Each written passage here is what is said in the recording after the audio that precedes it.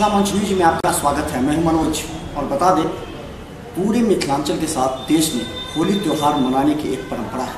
उसको कई रूप में माना जाता है। साहित्यिक जो कवि हैं, जो साहित्य से जुड़े हुए लोग हैं, वो अपने परंपरागत तरीके से मनाते हैं। आज हमारे साथ ऐसे ही शख्सियत हैं जिन्हें खासकर बड़े स्टेज से लेकर के छोटे स्टेज पर भी, जब भी मुख्यमंत्री तक आते हैं उनके स्टेज पर भी, या फिर जिला प्रशासन का कोई भी स्टेज होता है, उस पर अपने शब्द, अपने कवि अंदाज से सबों का दिल जीतने वाले उप समाहर्ता रविंद्र कुमार दिवाकर जी, आपका स्वागत। और ख़ास करके मिथिला मंच को मेरी तरफ से साधुवाद। होली के अवसर पर और विभिन्न अवसरों पर मिथिला मंच का जो योगदान रहा है वो काफ़ी सराहनीय रहा है, और खासकर जनमानस की बातों को और शासन के बीच सेतु का काम करने का कहीं ये मिथिला मंच की भूमिका रही है। मेरी तरफ से, जिला प्रशासन की तरफ से बहुत बहुत साधुवाद। एक बात रविंद्र जी, लोगों को नहीं समझ पाता है कि एक अधिकारी जो दिन रात अपने कार्यों में व्यस्त है, कभी आप कारागार के चार्ज में रहते हैं, तो कभी कई चार्ज में रहने के बाद इतने शब्द को कहाँ से आप जमा पाते हैं? किस तरह आपने पृष्ठभूमि इस क्षेत्र में अपने बनाई है? बचपन से शौक़ रहा है हमारा, और ये साहित्य के प्रति लगाव रहा है। मैं जब 9वीं कक्षा का छात्र था, उसी समय से साहित्य के प्रति मेरा रुझान रहा, और साहित्य की जितनी विधाएँ हैं, चाहे वो गीत हो, गज़ल हो, कविता हो, दोहा हो, रौला हो, छंद जितने भी रहे हैं, उस तमाम साहित्य की विधाओं में मैंने लिखा है, अपनी लिखनी चलाई है, और इसी का परिणाम है कि आज वो मेरे जहन में समाया हुआ है। इतनी व्यस्तताओं के बाद भी साहित्य में लिख पढ़ लेता हूँ। खासकर जब हमने देखा कि मुख्यमंत्री के कार्यक्रम में स्टेज पर अगर कमान संभाली जाती है, तो ऐसे गंभीर और जिम्मेवार व्यक्ति को दिया जाता है जो अपने शब्द से न सिर्फ दर्शकों को आकर्षित करता है, बल्कि स्टेज पर मौजूद सभी मुख्यमंत्री हो या अधिकारी हो या अन्य नेता हो, सभी को अपनी ओर आकर्षित करता है। तो ये कला आपने कैसे सीखी? ये अलग हो जाता है। बिल्कुल, कला के जितने भी पक्ष आयाम हैं, वो बचपन से ही, इसको यूँ कह सकते हैं कि ये ईश्वरीय कुछ है, गुण है जो है, और उसी वजह से चाहे वो चित्रकारिता का क्षेत्र हो, ललित कला हो, या संगीत। मेरे कई कैसेट्स भी, 150 कैसेट्स भी मेरे आए हुए हैं, जिसके धुन मेरे अपने होते हैं, शब्द रचना भी हमारी ही होती है। तो जितनी भी विधाएँ, कला की जितनी विधाएँ हैं, तमाम विधाओं में अभिरुचि रही है, और बिल्कुल लिख पढ़ लेते हैं उसी अभिरुचि की वजह से। ऐसा नहीं कि कुछ खास प्रयास किया गया और इस तरह से नहीं, जबकि शैक्षणिक हमारी जो पृष्ठभूमि रही है वो विज्ञान की पृष्ठभूमि रही है। मैं रसायन शास्त्र प्रतिष्ठा से मैंने स्नातक किया है, और साथ में भौतिक विज्ञान और गणित विषय हमारे रहे हैं सब्सिडी के रूप में। तो हमारी पृष्ठभूमि विज्ञान की रही, लेकिन अभिरुचि जो है वो साहित्य की रही, और इसी वजह से साहित्य की अभिरुचि होने की वजह से हमें कभी ऐसा नहीं लगा कि कोई तनाव जैसा महसूस होता है। काम करते हुए साहित्य की आराधना कर लेता हूँ, यही मेरे लिए सौभाग्य की बात है। आज हम तमाम दर्शकों को हम मिला रहे हैं उप समाहर्ता रविंद्र कुमार दिवाकर जी से, और आज इनके अंदर की जो प्रतिभा है वो एक अधिकारी से अलग हटकर वो हम आपके सामने पेश करना चाहते हैं। आज होली है, होली पर तो जरूर आपने कुछ शब्द लिखे होंगे, बनाए होंगे। बस एक अच्छा पंक्ति कुंडलिया जो हमसे, आपसे, मिथिला मंच से जुड़े हुए श्रोता दर्शक, उन्हें समर्पित करता हूँ कि होली के हुड़दंग में चढ़ाया अनोखा रंग, अफसर कर्मी भी सभी झूम रहे हैं संग, झूम रहे हैं संग, झूम रहे हैं संग। अंग पर यौवन छाया, बहुत दिनों के बाद खुशी का दिन यह आया। कहे दिवाकर सत्य, हुआ मन कुमकुम रोली, चलो भेद को त्याग, मनाए हम सब होली, मनाए हम सब होली। बिल्कुल ये संदेश है कि होली जो है वो सात्विक पर्व है, त्यौहार है, और खुशियों का यह त्यौहार है। इसे उसी सात्विकता के साथ मनाएं, हम जितनी खुशियाँ मनाते हैं उन खुशियों का यह ध्यान रखें कि कोई हमारी खुशियों से कोई अन्य व्यक्ति आहत न हो। जिला प्रशासन की तरफ से मेरी एक गुजारिश होगी तमाम लोगों से कि होली के अवसर पर संयम रखेंगे, खुशियाँ मनाएं, लेकिन ज़बरदस्ती किसी को रंग नहीं लगाएं। दूसरा, रासायनिक रंगों का प्रयोग नहीं करें। तीसरी बात कि महिलाओं के साथ छेड़खानी जैसी चीज़ें नहीं होनी चाहिए। स्वेच्छा से हम इस सात्विक पर्व को मनाएं। और कभी भी जैसे अन्य धर्मों के लोग भी हैं, सड़कों पर आप चलते हैं तो अन्य धर्म के लोग भी जो नहीं होली मनाते हैं तो उनको ऐसा नहीं कि ज़बरदस्ती हम रंग लगाएं और उसके कारण तनाव की स्थिति पैदा हो। तो इन चीज़ों पर विशेष रूप से ध्यान रखने की आवश्यकता है। हमारे जिला पदाधिकारी महोदय का भी निर्देश है कि यह संयम का पर्व है, सात्विक पर्व है और इसको जितना ही खुशियाँ मनाएं, हम खुशियाँ मनाते हैं, न कि नफरत फैलाएं, न कि विद्वेष की भावना से हम इस पर्व को उस रूप में ढालें। विद्वेष को हटा करके, जिस तरह से नफरत को हटा करके मिलन का जो पर्व है इसको मिलन के पर्व के रूप में ही मनाएं तो खुशियाँ और ज़्यादा विस्तार ग्रहण करेगी। आज हमारे दर्शक आपसे कुछ और आपके जो कवि रूप का वो दर्शन करना चाहते हैं, जो आखिर आपके अंदर जो प्रतिभा है किन क्षेत्र में, कुछ और भी अगर कुछ आप एक होली पर मैंने लिखा था, एक विरह है होली में, उसका नायिका है और उसका नायक जो है वो बाहर, तो विरह में वो नायिका होली में अपने नायक को याद करती है और कहती है, तो मैं वो कुछ सुनाना चाहूँगा, कुछ आप पंक्तियाँ।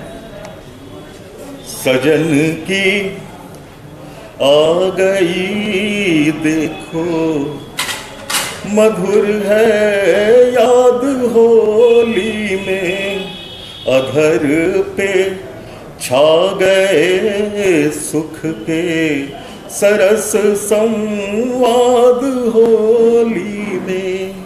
सजन की आ गई देखो मधुर है याद होली में। पंक्ति एक शेर है इसमें, बहुत दिन पहले मैंने लिखी थी कि रंगाए सजाए थे जिसे हमने सभी से आँख में छुप के, सजाए थे जिसे हमने सभी से आँख में हमने, हुए साकार वे सपने महीनों बाद होली में। सजन की आ गई देखो मधुर है याद होली। एक चीज़ और जानना चाहिए, आपने कई कैसेट भी आपने कहा है, कौन सा ऐसा है जिसको आप अपने सुनना पसंद करते हैं? लोग तो सुनते ही हैं, आप खुद सुनना पसंद करते हो बार बार, कौन सा वो आपका? ये प्रश्न थोड़ा सा गंभीर प्रश्न, ये मतलब विरोधाभासी लगे तो एक रचनाकार के लिए उसकी रचनाएं जितनी होती हैं उसकी संतान के समान होती है, और एक जो पिता होता है वो अपनी संतान, वो जितनी भी संतानें हैं वो सारे प्यारे होते हैं। उसमें ऐसा नहीं कहा जा सकता है कि मैं इस बेटे को ज़्यादा मानता हूँ, उसको कम मानता हूँ। तो मेरे लिए जितनी रचनाएं हैं, मेरे गीत या मेरे कैसेट्स में जो भी आया है वो सब मेरे प्यारे हैं और मैं सुनता हूँ।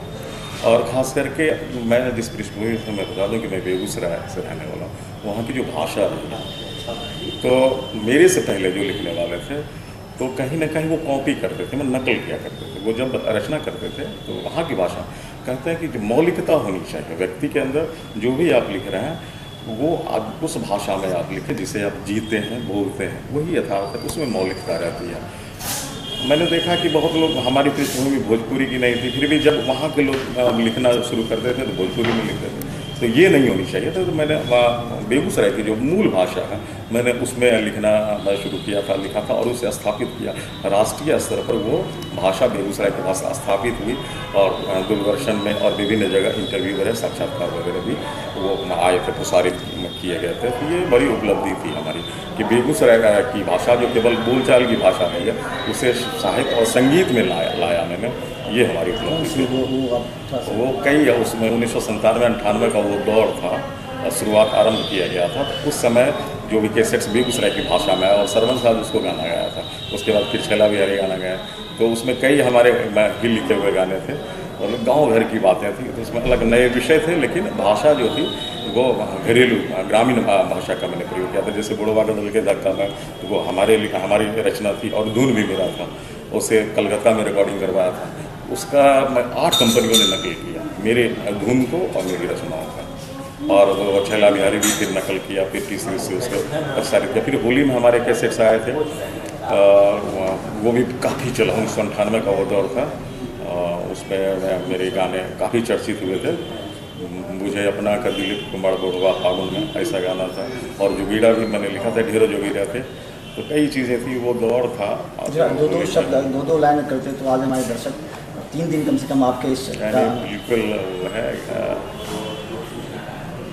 थोड़ा सा होली में सरसता आ ही जाती है, वो सरस है और शब्द थे हमारे, तो उसको न अब हम पहले 2 पंक्ति में के लिए हमारी परेशानी, इस व्यस्तता में भी हम लोग क्या करते हैं, निगोरी नौकरी क्या की गए परिवार वाले दिन, निगोरी नौकरी क्या की गए परिवार वाले दिन, सुबह से शाम तक दफ्तर चले सरकार वाले दिन, कहाँ होली दिवाली ईद या बकरीद का उत्सव, कहाँ होली दिवाली ईद या बकरीद का उत्सव, दिखे बस संचिकाओं में सभी त्योहार वाले दिन, दिखे बस संचिकाओं में सभी त्योहार वाले दिन। ये मैंने रचना इसलिए की कि ये व्यस्तता भी होती है नौकरी माने के बाद, तो वो उसके बाद भी मैं लिखता, तो वो तमाम चीज़ें मेरी होली, ये दिल का दर्द भी है। हाँ बिल्कुल, नहीं ऐसा कह सकते हैं। और नहीं, इधर ये तो कर्तव्य के प्रति हमारा जो है, हमारी निष्ठा है कि अपने हम कर्तव्य के प्रति निष्ठावान हैं, लेकिन साथ साथ वो खुला जो बचपन का वो दौर था या जवानी में वो कुछ चीज़ें थी जो खुली रूप में जो स्वतंत्र रूप से लिखा करते, तो वो चीज़ें आज आकर के सिमटी भी हैं, और वो चीज़ें हमें आज संजिका में दिखलाई पड़ती हैं। हम संजिका में ही मजा लेते हैं, इसी में होली मनाते हैं, इसी में दिवाली मनाते हैं, इसी में हर चाहे ईद हो बकरीद, तो सारी खुशियाँ हमारे यही दफ्तरों में सिमटी रहती है। लेकिन हाँ, इन दफ्तरों से जो खुशियाँ निकलती हैं बाहर, वो आम जनमानस को खुशियाँ देती हैं। एक चीज़, आपने जिस क्षेत्र को खास, आपने किस क्षेत्र को ज़्यादा चुना? अपने कवि रूप में आपने किस क्षेत्र को, प्रशासन से जुड़े हुए क्षेत्र या ग्रामीण क्षेत्र के, शहरी क्षेत्र या सैनिक, हर क्षेत्र से आपने चुना होगा, जो रस का सब आपने लिया होगा। कौन से रस को आपने ज़्यादा अपने लगता है आप पूरा घुलते जा रहे हैं, तो अच्छी बात है। और अब दर्शक भी घुल रहे होंगे, और बहुत और ज़्यादा लगता है कि ये चीनी जो है अब पानी से अलग नहीं है, वो शरबत बनता जा रहा है। तो हर एक क्षेत्र को समानांतर मैंने रखा है, और अपने कद को भी मैंने समानांतर रखा। ऐसा नहीं है कि मेरी पहचान केवल कवि के रूप में या केवल प्रशासनिक पदाधिकारी के रूप में। ये प्रशासन का जो दौर होता है, ये पदाधिकारी का जो कद है, ये 60 वर्षों का कद है, लेकिन मैंने हमेशा समानांतर अपने कद को खड़ा रखा है। 60 वर्ष के बाद सेवानिवृत्ति भी हो जाएगी तो भी दिवाकर दिवाकर रहेगा। ऐसा नहीं होगा कि दिवाकर नहीं रहेगा।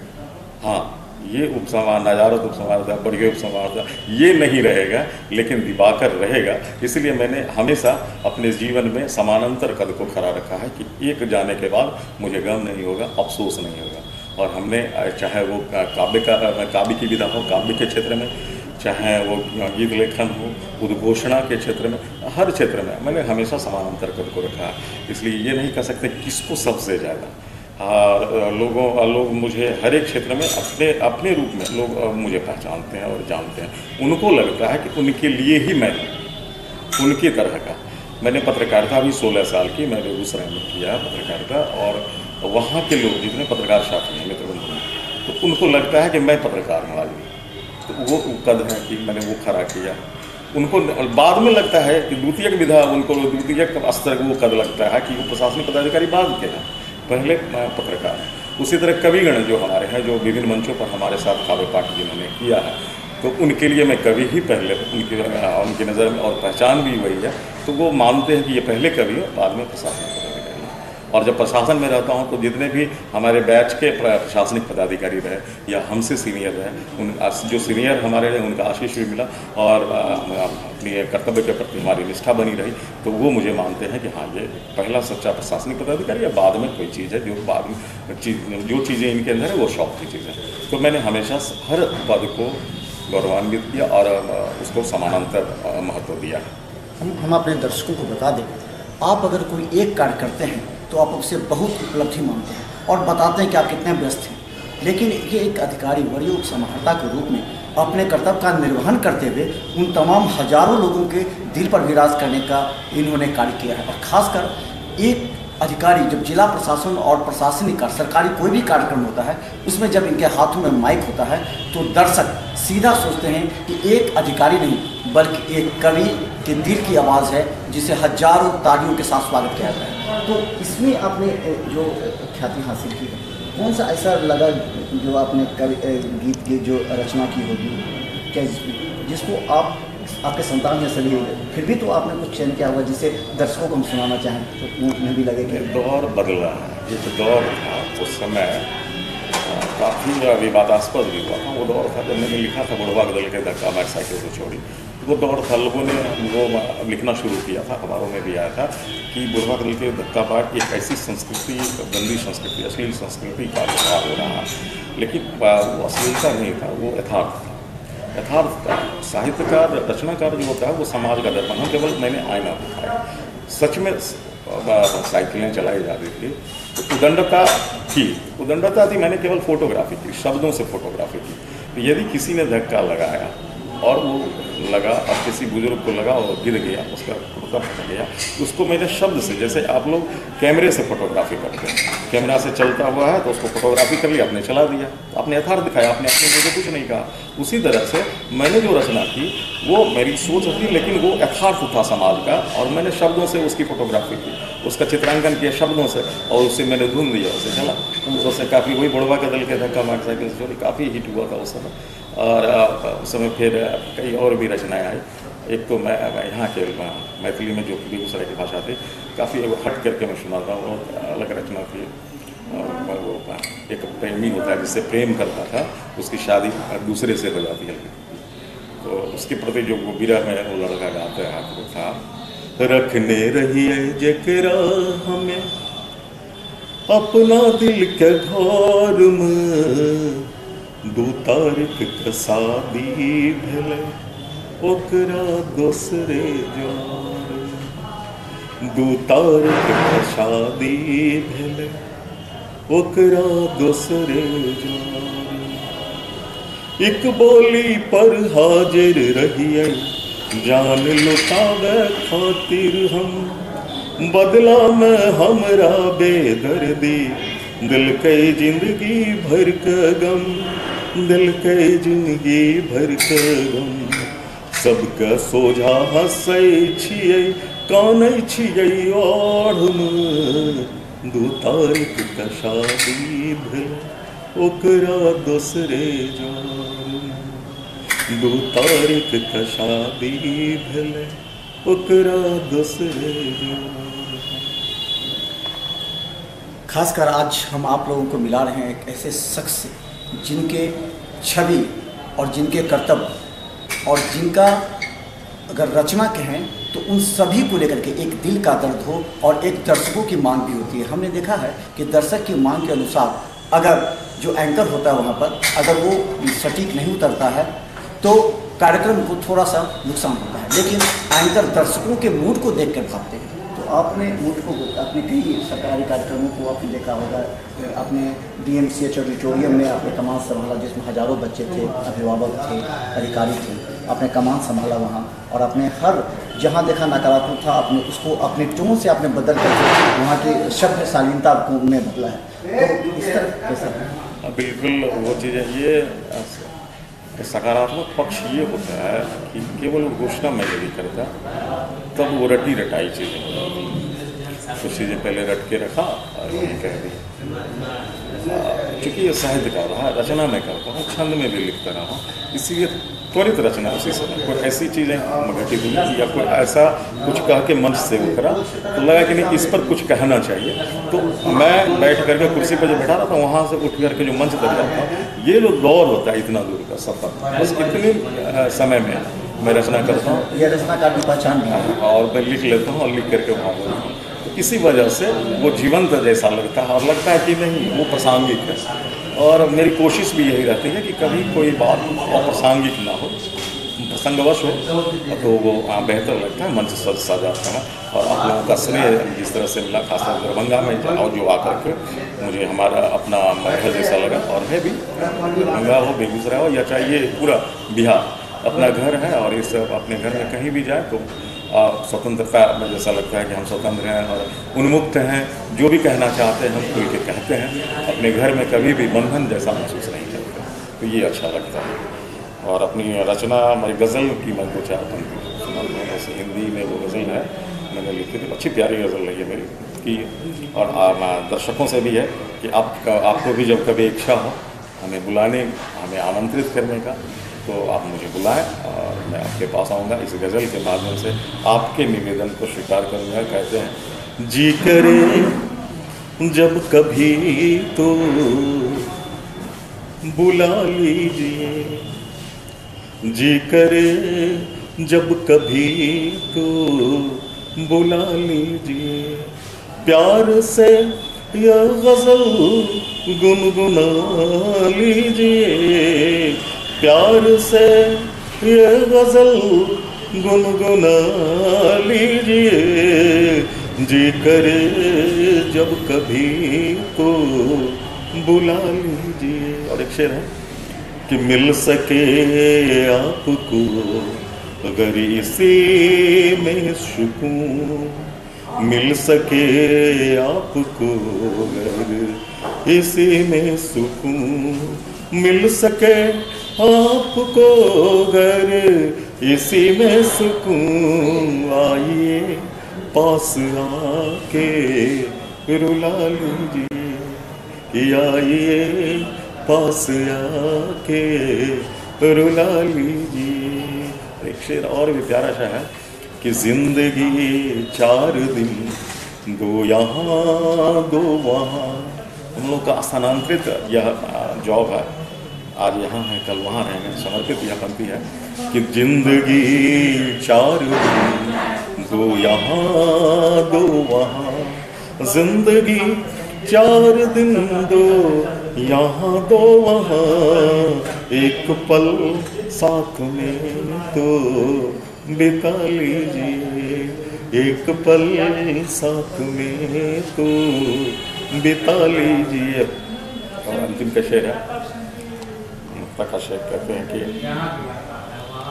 ना पड़ी मंद है वो तपन आज भी, कि ना पड़ी मंद है वो तपन आज भी, ना पड़ी मंद है वो तपन आज भी, है दीवा कर वही आजमा लीजिए, जी करे जब कभी तो बुला लीजिए, जी करे जब कभी तो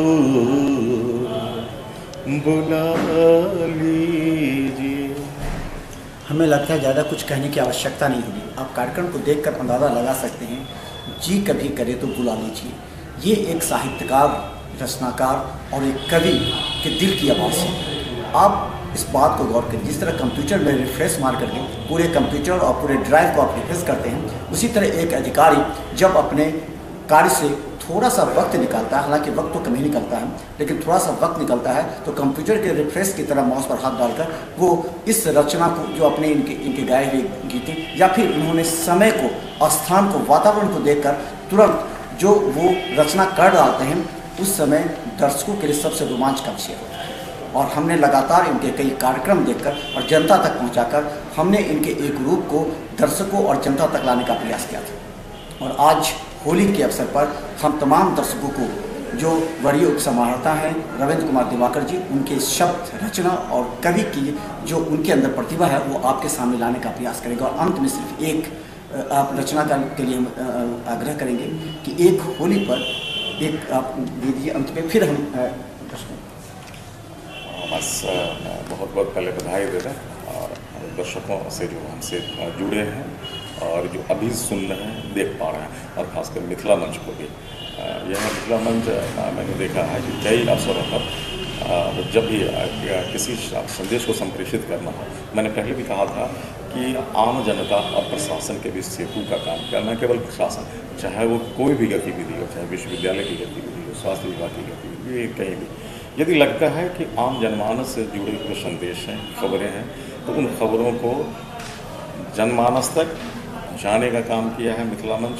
और यदि कोई समस्या आम जनमानस की और उस समस्या पर ध्यान आकर्षित कराना था प्रशासन का, तो वो भी मिथिला मंच ने किया है। और कई ऐसी खबरें रही हैं जिस पर प्रशासन ने संज्ञान भी लिया और उसका त्वरित निराकरण भी किया।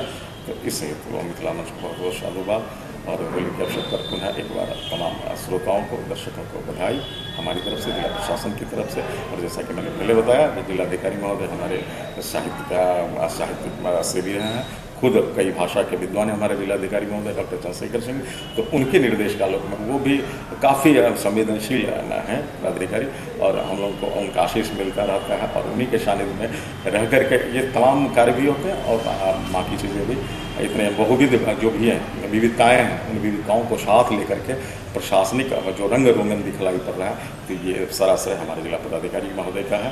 और उनकी तरफ से भी, जिला प्रशासन की ओर से भी हम तमाम श्रोताओं को होली के अवसर पर शुभकामना प्रेषित करते हैं। बहुत बहुत धन्यवाद। होली का एक अंतिम होली का तो बस इतना याद नहीं आ रहा। महीना आ गया मोहक मगर न वसंत दिखता है, यहाँ पर फूल कोई भी नहीं रसवंत दिखता है। नहीं है ज्ञान गीतों का न गजलों की समझ जिसको, नकल करके वही गालिब निराला पंत दिखता है। ये नकल की जो प्रवृत्ति है, मुझे लगता है इसको छोड़ना चाहिए और असलियत होनी चाहिए। जो अंदर में मौलिकता है, जो प्रतिभा है, आप उसको निखारें, पहचानें। और जब आप अपनी प्रतिभा को पहचानेंगे, जो आपके अंदर मौलिकता उसको पहचानेंगे, तो आपकी पहचान बनेगी, आप स्थापित होंगे, आप अपने नाम से स्थापित होंगे, न कि आपको लोग गालिब की जैसा कहेंगे या निराला के जैसा कहेंगे, ना पंत के जैसा। जैसे मैं मानता हूँ कि मैं यदि दिवाकर हूँ तो दिवाकर के रूप में पहचाना जाता हूँ, हमारी अपनी पहचान है। तो हर एक व्यक्ति के अंदर अपनी खासियत होती है, उनको पहचानें, उनको देखें, तो वो उस नाम से जाने जाएंगे। आज मनोज हमारे बीच है, तो मनोज अपने नाम से, अपनी प्रतिभा के बदौलत जाने जाते हैं। हम तमाम श्रोताओं से भी यही कहेंगे कि खुशियाँ भी मनाएं, अपनी प्रतिभाओं को भी देखें और सबको गले लगाएं। होली के अवसर पर बहुत बहुत शुभकामनाएं। एक छवि का आपको बता दें कि अगर आप अपने जीवन में कुछ करना चाहते हैं, तो आप सिर्फ इस बात को लेकर के लापरवाह ना हो जाएं कि हमारे पास जो कार्य है उसमें हम ज़्यादा व्यस्त हैं। आप ऊपर वाले ने आपको इस कदर, अगर आपके हाथ में कोई डंडा दिया है, कोई अधिकार दिया है, आपको अगर आशीर्वाद दिया है, तो आप उसको विभिन्न क्षेत्रों में एक उदाहरण बनकर काम करें। अगर रविंद्र कुमार दिवाकर जी यहाँ से कहीं तबादला होकर भी चले जाएं, लेकिन इनकी आवाज़, इनके शब्द हजारों लोगों के कानों तक और दिल तक पहुँचती रहेगी। और शायद उस समय सरकारी कार्यक्रम पर खटकेगा कि जहाँ पर ये अधिकारी नहीं बल्कि एक उद्घोषक के रूप में स्टेज को न सिर्फ संभाला, बल्कि हजारों दर्शकों को 4-4 घंटे तक, जब तक अधिकारी या नेतागण नहीं पहुंचते हैं, 4-4 घंटे तक उस स्टेज को उद्घोषक के रूप में संभाल कर दर्शकों का दिल जीतते हैं। ये प्रतिभा हर व्यक्ति में होनी चाहिए। और खास कर हम बता दें, जीवन में आपने क्या किया वो महत्वपूर्ण नहीं है, जीवन से आपने किसको क्या दिया ये महत्वपूर्ण है। और यही दिवाकर जी कर रहे हैं, जिसका हम सभी एक सराहते हुए इनके कार्यों को, इनके शब्दों को हम जनता तक पहुंचाने का प्रयास करते हैं। और यही एक सच्ची उपलब्धि भी है। धन्यवाद।